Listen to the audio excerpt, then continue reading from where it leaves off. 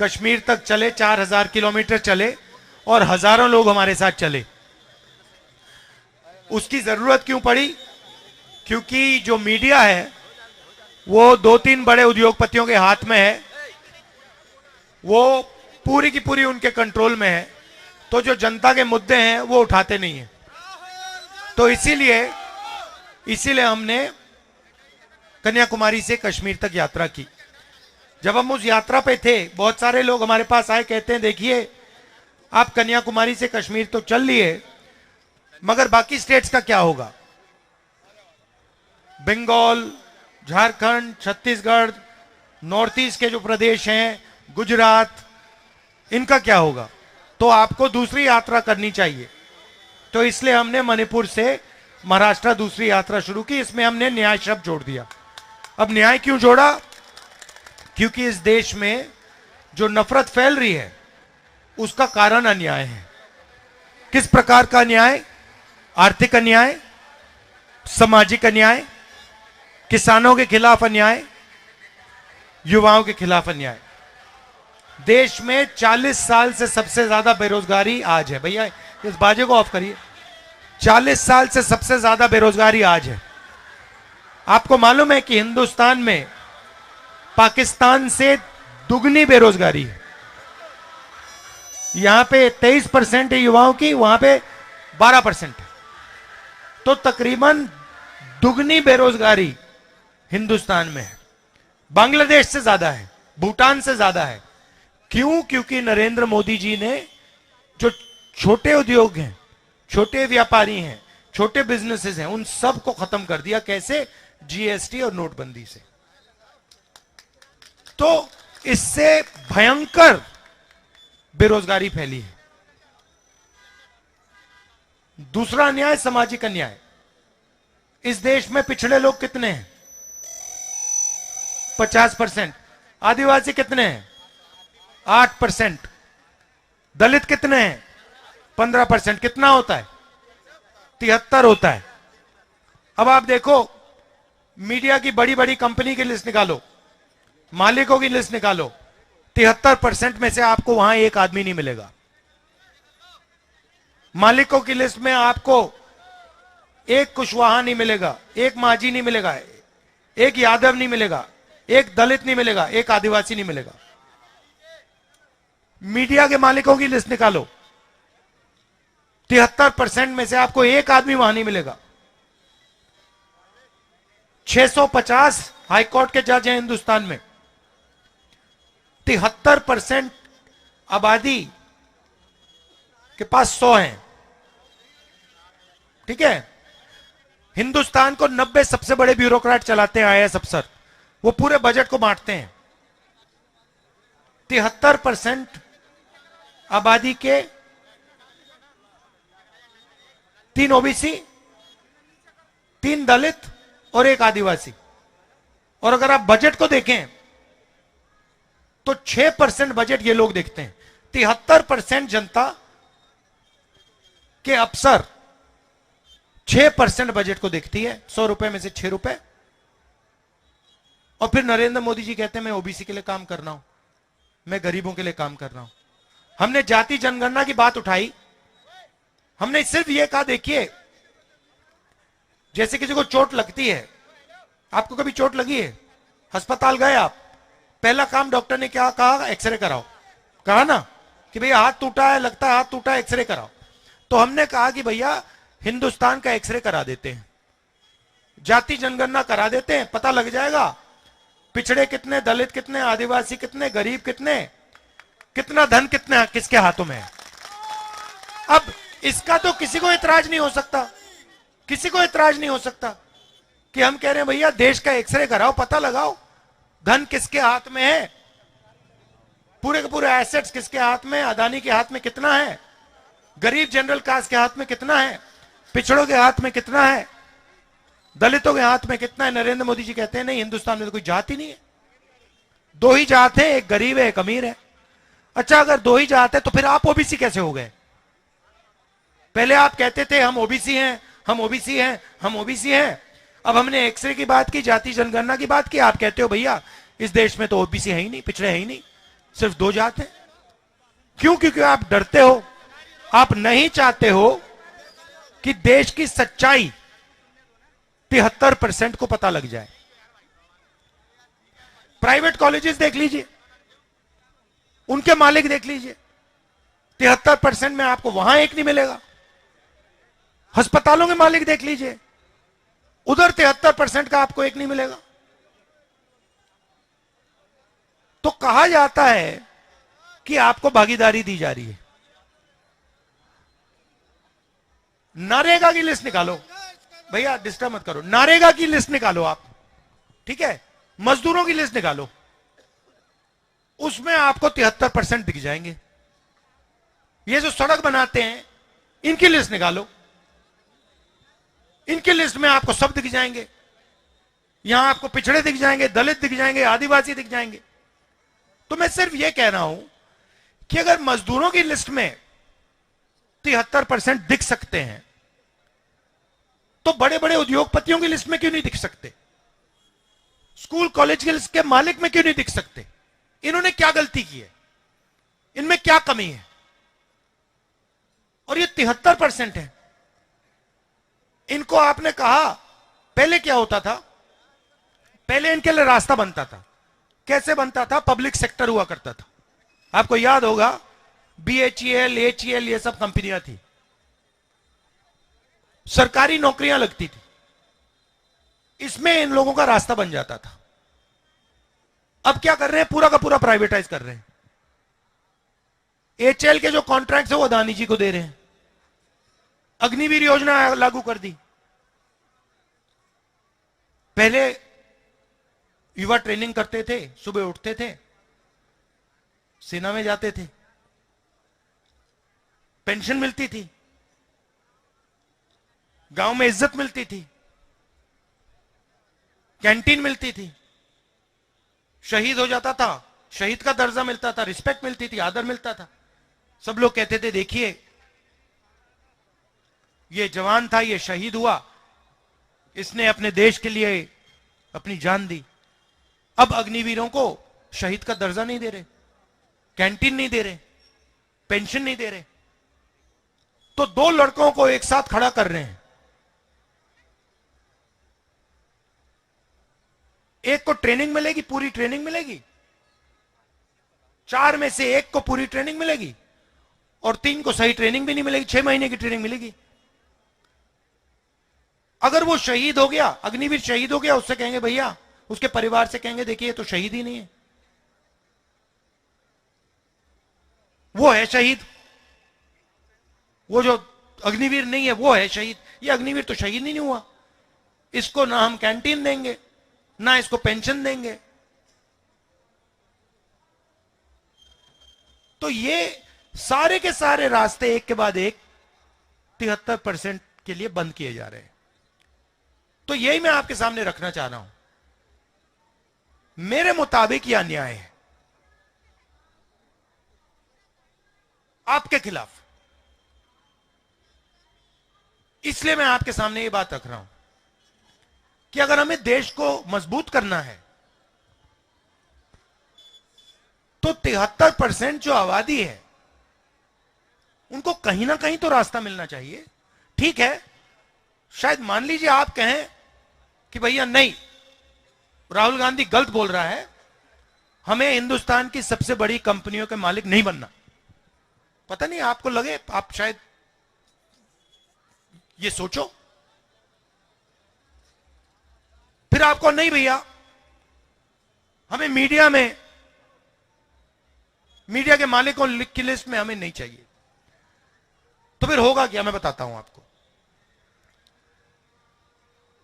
आपका क्या मीडिया में कोई भी मुद्दा उठता है? कभी आपने देखा मीडिया में, कभी आपने देखा कि भाई किसानों की बात हो रही है, मजदूरों की बात हो रही है? कभी आपने देखा? क्यों नहीं? कभी आपने अपने आप से पूछा कि भाई मीडिया में हमारे बारे में बात क्यों नहीं करते? कभी पूछा आपने अपने आप से? आपका उसमें कोई आदमी है ही नहीं। आप रिपोर्टर है भैया, आपकी क्या चलती, कहां चलती है? नहीं नहीं, आप BBC में काम कर रहे हैं मगर आपकी थोड़ी चलती है। आप रिपोर्टर हैं छोटे से, आप मालिक थोड़ी हो। आपका नाम क्या है? हाँ, रवि। आप रावी, हाँ, आप मुझे बताओ, आपने बीबीसी में अग्निवीरों की बात की? अच्छा, और बीबीसी अदानी की कंपनी है क्या? किसकी है?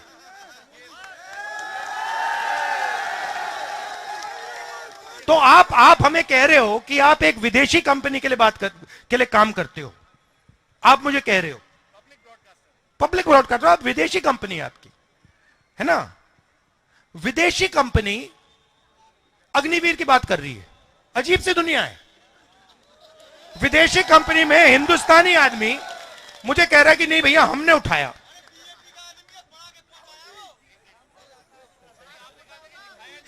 नहीं नहीं नहीं, आप विदेशी कंपनी, हाँ करता है बीजेपी का, ये बीजेपी का कार्यकर्ता नहीं होगा ये।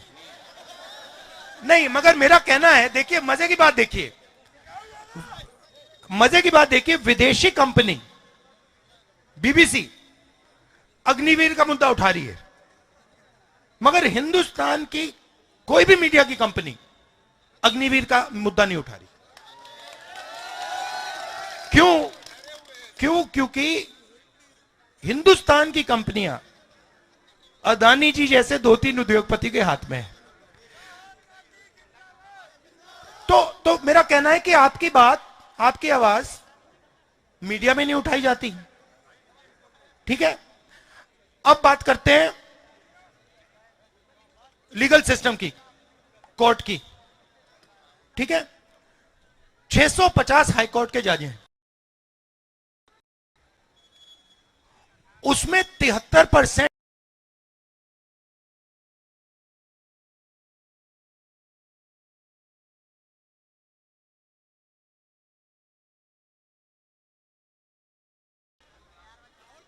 ठीक है, ठहर जाइए, ठहर जाइए, ठहर जाइए।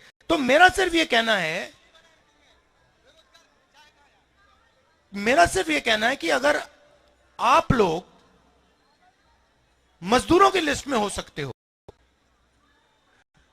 नारेगा की लिस्ट में हो सकते हो, तो आपको मीडिया वालों की लिस्ट में भी होना चाहिए, आपको बड़ी बड़ी कंपनियों की लिस्ट में होना चाहिए। आप किसी भी कंपनी की सीनियर मैनेजमेंट देख लो, जो सबसे मतलब ऊपर लेवल के लोग होते हैं, आपको 73% का एक आदमी नहीं मिलेगा। मैं सिस्टम को जानता हूं, मैंने अंदर से देखा है, मैं आपको अंदर की बात बता रहा हूं। शायद आपको, जहां आप बैठे हो, शायद आपको दिखे भी ना। तो मेरा कहना है थोड़ी सी जागरूकता होनी चाहिए। क्यों? नुकसान किसका हो रहा है? नुकसान आपका हो रहा है, आपको पता भी नहीं लग रहा शायद कितना भयंकर नुकसान आपका हो रहा है। देश का नुकसान हो रहा है। आप कौन हो? आप देश हो। अगर आप 73% हो तो आप देश के 73% हो, और क्या? अब क्या होता है, बीजेपी के लोग कहते हैं भारत माता की जय। सुना होगा आपने, भारत माता की जय, है ना? तो ये भारत माता है क्या? आप ही हो ना? तो अगर मैं कह रहा हूं कि भैया अगर आप भारत माता की जय कर रहे हो, तो 73% की जय क्यों नहीं कर रहे हो? 73% की जय करो ना। आप कहते हो भारत माता की जय, ठीक है, बहुत अच्छी बात है, मैं भी कहता हूं भारत माता की जय। तो ये जो 73% लोग हैं, ये जो भारत माता के 73% है, इनको भी कुछ दे दो। तो बस मैं यही कह रहा हूं, और इसलिए हमने भारत जोड़ो यात्रा में न्याय जोड़ दिया। अब किसानों के बारे में बोलता हूं। किसानों की लिस्ट निकालो, उसमें सीधा आपको दिखेगा कि 73% किसानों के दलित, आदिवासी, पिछड़े वर्ग के लोग होंगे, और उसमें थोड़े से जनरल कास्ट के गरीब लोग होंगे, अगर आपने लिस्ट निकाली। अब जो 200 सबसे बड़े अरबपति हैं, पिछले 10 साल में बीजेपी की सरकार ने 16 लाख करोड़ रुपए उनका माफ किया है। 16 लाख करोड़ रुपया। आप 16 लाख करोड़ रुपया समझते हो कितना है? कितना होता है? क्योंकि ऐसा इतना बड़ा नंबर है, आप कहोगे यार ये है क्या, कितना बड़ा नंबर क्या है? तो 16 लाख कितना है बताओ? कोई अंदाजा लगाओ। अच्छा मैं आपको बताता हूं, एक साल में मनरेगा को चलाने के लिए, एक साल में मनरेगा को चलाने के लिए तकरीबन 65,000 करोड़ रुपए लगते हैं। ठीक है, 65,000 एक साल के मनरेगा के लिए। तो 16 लाख करोड़, अब आप समझ गए ना? मतलब 20 साल का नरेगा का पैसा, राइट? अब 16 लाख करोड़ रुपए नरेंद्र मोदी जी ने दे दिया। अब कर्जा माफ करके दिया, मतलब इन उद्योगपतियों ने कर्जा लिया था किससे? सरकारी बैंक से। पैसा कहां से आया? पैसा कहां से आया? नहीं, जीएसटी से, आपके जेब से। तो ये पैसा किसका है? आपका है। जब आपने ये जैकेट खरीदा, आपने 18% जीएसटी दी। अदानी यही जैकेट खरीदेगा, वो भी 18% देगा। जितनी आप दोगे उतनी वो देता है। तो पैसा किसका है? 73% का है, गरीब जनरल कास्ट का है। उसमें से 16 लाख करोड़ रुपए नरेंद्र मोदी ने उनको दे दिए। किसानों का कितना कर्जा माफ किया? एक भी नहीं। तो मैंने सिर्फ यह बात बोली कि भैया अगर आप इनका 16 लाख करोड़ माफ कर सकते हो तो इनका भी 1 लाख करोड़ माफ कर दो। उसमें क्या मतलब, क्या बड़ी गलती है? नहीं, पार्लियामेंट में जवाब आता है, पार्लियामेंट में जवाब आता है, राहुल जी हम किसानों की आदत नहीं बिगाड़ना चाहते। अच्छा, तो किसानों की आदत नहीं बिगाड़ना चाहते मगर अदानी की आदत बिगाड़ना चाहते हो। तो मतलब किसान ने क्या गलती की? और ये किसान है कौन? ये 73% है। अब आपने देखा होगा वहां पे हरियाणा पंजाब में सड़क को ब्लॉक कर दिया है, देखा आपने? वहां पे कीलें गाड़ रखी हैं। अब क्यों गाड़ रखी है मैं आपको बताता हूं। क्योंकि किसान कह रहा है कि देखिए भैया, हमें अनाज के लिए, धान के लिए मिनिमम प्राइस चाहिए। ठीक है, जैसे आप चिप्स का पैकेट खरीदते हो, उस पर दाम लिखा होता है ना, आपने देखा होगा। आपने कभी ये कैमरा खरीदा, उसके पीछे दाम लिखा होता है ना, कि भैया इससे कम का नहीं बेच सकते। पानी की बोतल पे होता है। तो किसान यही कह रहा है, भैया देखो, सब लोगों के प्रोडक्ट पे लिखा होता है भैया इससे कम क्या नहीं बेच सकते, हमें भी दे दो, हमें भी ये मौका दे दो कि भैया हमें भी कम से कम दाम मिल जाए। नरेंद्र मोदी कहते नहीं देंगे, नहीं देंगे हम तुम्हें। अब मतलब क्या गलती है उसकी? वो 24 घंटा वहां काम कर रहा है, खून दे रहा है, पसीना दे रहा है, एक प्रकार से तपस्या कर रहा है, देश के लिए तपस्या कर रहा है। और आप उसको कह रहे हो नहीं भैया, जो चिप्स बनाता है उसको हम सही दाम दिलवाएंगे, जो कोका कोला बेचता है उसको सही दाम दिलवाएंगे, जो फोन बेचता है उसको सही दाम दिलवाएंगे, मगर जो देश की नींव है उसको हम सही दाम नहीं देंगे। क्यों? मगर ये मुद्दे जो है ना, ये आपको मीडिया में नहीं दिखेंगे। आप देख लेना, ये बीबीसी वाले चले गए।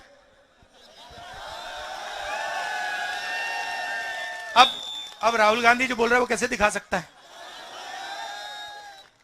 अब वो क्या कहेगा, आप देखा, अब जाएगा टीवी पे, आप देखेंगे अंबानी जी के बेटे की शादी हो रही है, आप देखना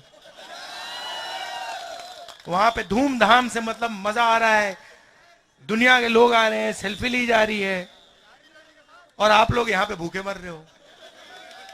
तो यही सच्चाई है, ये मैं आपके सामने रखना चाहता था।